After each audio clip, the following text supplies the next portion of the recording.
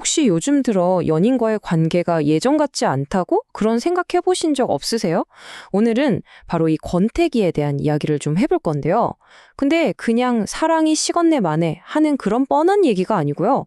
완전히 새로운 관점에서 이 문제를 한번 파고 들어보겠습니다.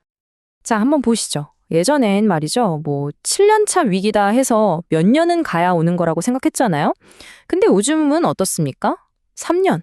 아니, 심지어 100일만 해도 위기가 온대요. 아니, 대체 왜 이렇게 된 걸까요?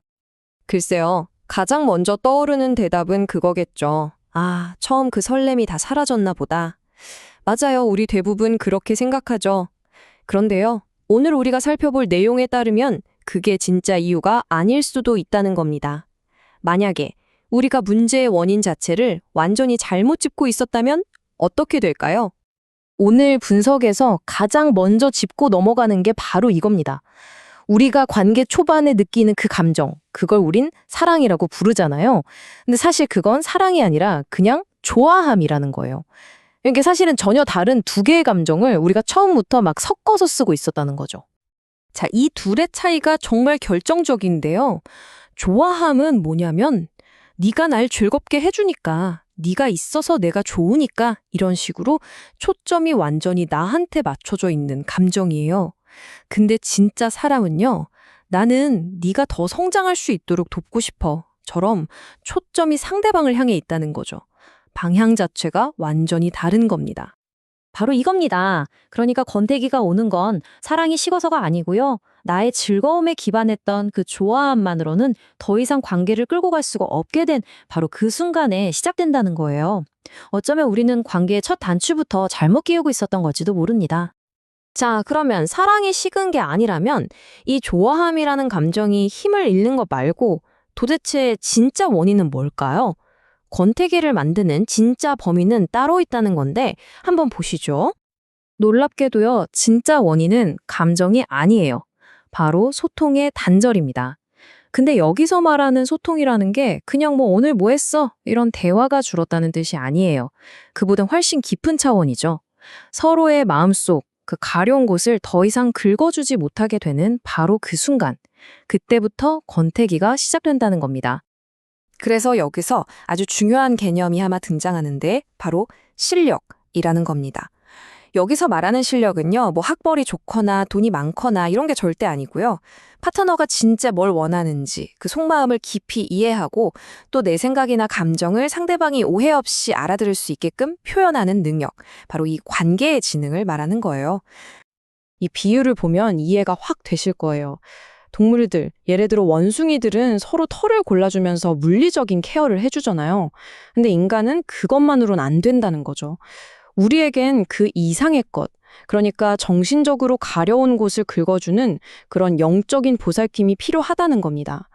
권태기는요, 바로 이 지점에서 시작돼요.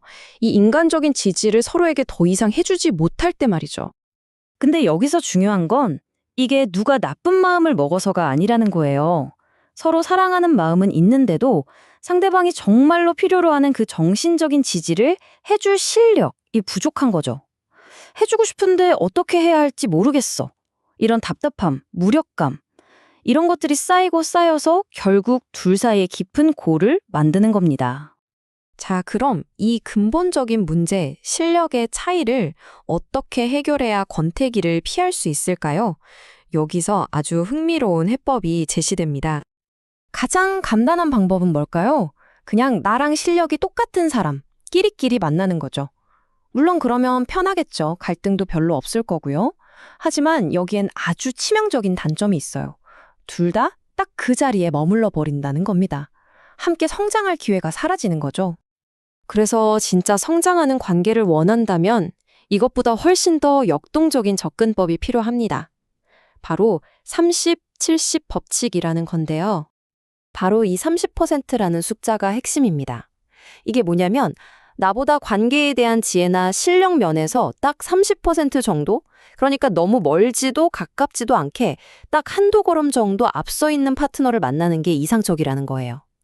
이 30%의 격차가 바로 함께 성장하기 위한 황금 비율이라는 거죠. 자, 이게 어떻게 작동하는지 한번 볼까요? 먼저 1단계. 70%에 해당하는 조금 더 앞서 있는 파트너가 방향을 제시하면서 이끌어줘요. 근데 막 잘난 척하는 게 아니라 부드럽게 안내해주는 거죠. 그럼 2단계, 30%에 해당하는 파트너는 그 리더를 믿고 지지하면서 배우는 거예요. 그러면서 꼭 필요한 버팀목이 되어주죠. 그 결과가 바로 3단계입니다. 두 사람이 서로에게 이익을 주면서 계속 함께 성장하는 거죠.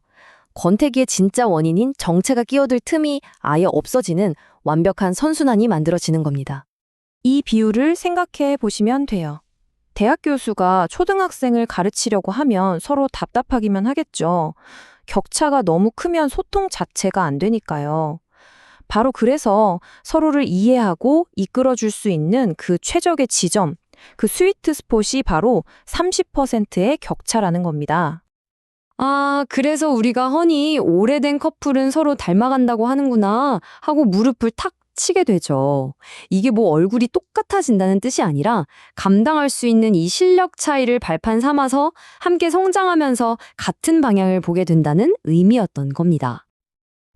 그럼 이 모든 내용을 종합해 볼 때 우리가 여기서 얻어야 할 궁극적인 교훈은 뭘까요?